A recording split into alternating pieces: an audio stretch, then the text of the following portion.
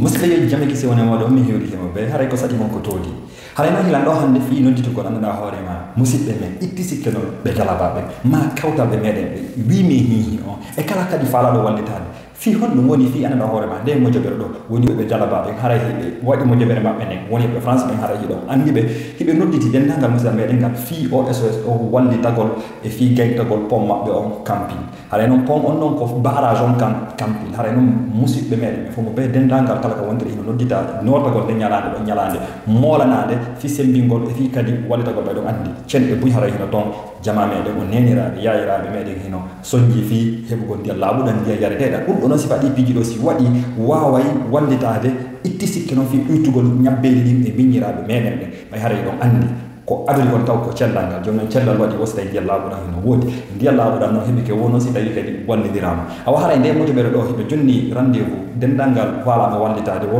le 16 août ɗum koye sen ko france on to warata ɓe accanam ɗo adresse on kala faalaɓe yaade tawtaɓe e numéro ji ɗin kadi kala faalaɗo humpitade hara faala wallitade anda honno guerɗa haray feere nden hino woodi fino sembingol ñalade nden haray nde ñande heɓe nodditi annduɗa hoorema nalankoɓe men kumaluɓe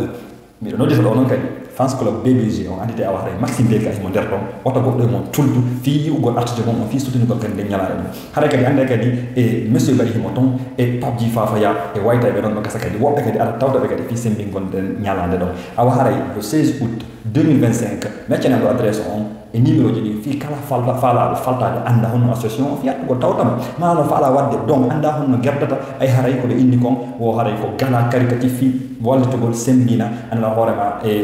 mojoɓere nden e kadi waɗugol feere fi no gayntora on barrage mon fi yo neniraɓe meɗen yayiraɓe meɗen miññiraɓe kotiraɓe meɗen yo wawu annduɗa hoorema nafitorde nafa nanno nafaka ndiyam ɗam awa haray ɗa nodditi fof e moɗon mo be kala ko wontiri si en jonnidiri juuɗe en fooɗay si en wallidiri en fooɗay awono miɗo nodditi on yo ar wallidiri en ɓay en fooɗay dalaba nodditi ko fuuta nototo si dalaba nodditi ko guilɗi nototo si dalaba nodditi ko wimi hi kala ko woni yo noto si dalaba nodditi e kala dendagal e banu adama ka hoore leydi ɗo koye notito ɓay ɗon andi dalaba kaka labaɓe dalaba hino lafi fof awa noon si en wallitikeɓe ɗum ɗo kadi ɓurta ɓeyde kadi fiye wawa gollitorde nafa maɓɓe kam watta on tultu